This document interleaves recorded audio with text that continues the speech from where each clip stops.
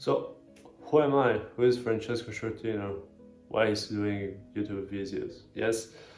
So, in today's video, I'm just gonna explain, this pretty simple thing that especially synthesize the way I am, the reason I'm doing this, and yeah. So let's get started.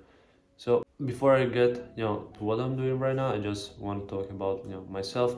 I started in the past. I started fencing when I was a little kid at the age of 4. So I have small memories of that. And since I was to that age, I always was in an environment with different type of athletes. Starting from true amateurs to world champions, Olympic champion. I had the luck to have the origin, to have parents from China, so we always had connection from them, and I always had the luck during even when I was a teenager, 10 years old, to train in that kind of environment, to the central national team, to being around different multi-Olympic champion, multi-world champions of different type of sport.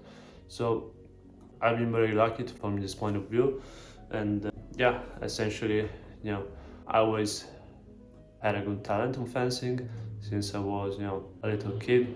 In my state, so in my region, I was pretty quite good. I was simply during, the by the age of 10 to 14, I was in those 4 years the best in my age, and yeah, as the year passed, the COVID period came on. It was simply harder for me, like for 99% of the people, and yeah, I haven't found the level that I ever searched. So from, I would say, the age of 16 to the age of 19, I actually become really obsessed with what actually makes the greatest athletes simply the greatest, what actually are the protocols, what makes them really damn good. So I spent it of hours to study the game, to practice during the game, especially mine. I didn't say mine, it is fencing, and yeah, I actually focus on simply what can I do in order to improve to perform at my max. And yeah, that's what I did in the last 4 or 5 years, and especially the this training in the present explaining my contest. Actually, I came to a contest where financially from my parents wasn't the best.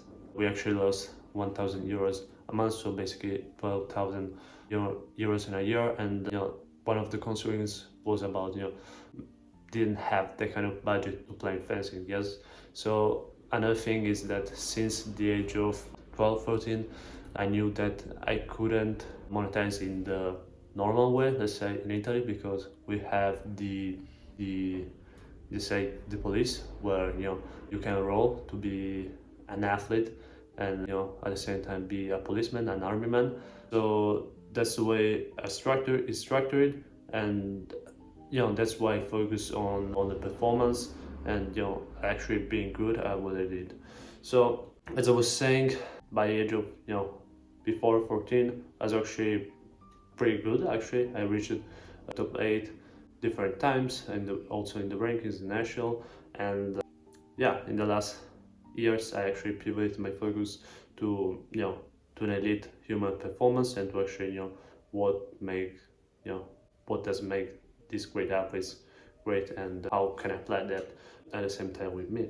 So to simply prove that I'm not walking the walk and talking the talk, you can also watch my video where I have run 21 kilometers, so half a marathon without any kind of training. And that video just kind of explained my desire, and what internally I developed, the skill that I developed, the system that I've been creating during these years in order to also endure my mental capacity. Yes. So the biggest problem that I face it, especially after the age of 16, is about grinding. After school, I usually just do one thing, training. That's was it. And if you're the same like me, you are grinding more than 10 to hours a week, and seeing not the result that you wanted, that's a problem. And even if I looked at the greatest, I noticed that at some point I would actually burnout or bore out. And that's one of the reasons that I created a system in order to prevent this with the replay play, and in order to prevent that kind of feeling of always being feeling tired of doing the same exact things, and at the end of the day not playing anymore with your sport, right? So especially in the last year I created systematic systems, processes in order to level up the way athletes perform. I call it the mental operating systems. Yes, so a series of processes, a series of steps in order to achieve what the greatest, the Michael Phelps, the Steph Currys, the Michael Jordan has, what actually makes them so great. And like I said, actually during this year develop a quite good skill in getting a flow, the flow cycle, what actually make you up in a game, and not only in especially in the performance moment, but also in the daily routine, right? In the training routine, what they're doing on the daily basis in order to get in the flow state, right?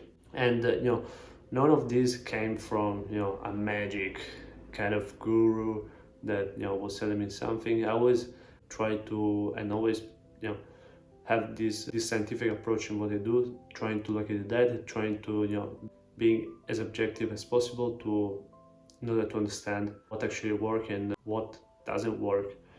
So that's the reason I'm sharing with you my experience, but also what I learned on YouTube, on this platform.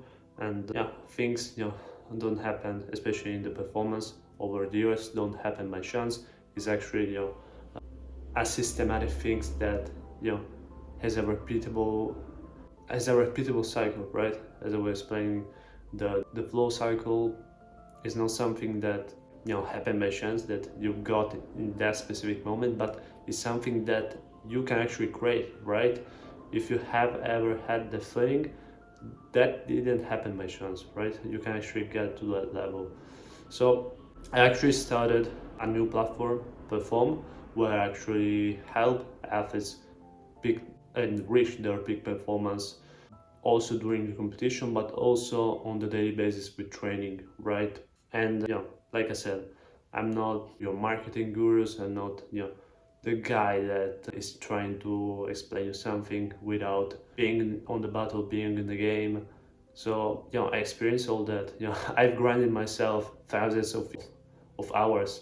I started fencing since I was a little 4 years old, and people usually tend to say if you spend more than 10,000 hours on your craft, you actually master. I think I usually spend more than 10,000 hours just by pure training, right? People tend to count hours doing the breaks and so on and so forth. If you have to count all the hours with like starting game or recovery, that would be easily 20,000 hours. So I'm actually looking to 5 ambitious and really joyful athletes that want to level up the performance, that have the need to step up and reach their peak 2x 3x their prime, right? In order to understand what actually is stopping you. So I'm actually giving free 15 minutes performance audit, and you can click the link down below in order to book in, and we actually find out what is the one single bottleneck that is stopping you. So in that period time we're gonna fragmentate what's actually stopping you, and just hoping that you can have the most amount of value. And honestly guys, this free stuff and these guys that I'm giving for you is just giving from my bottom of the heart. And if I generally can help athletes perform at what they're doing best, that would mean the world to me. So hope you enjoyed the video, hope you find value.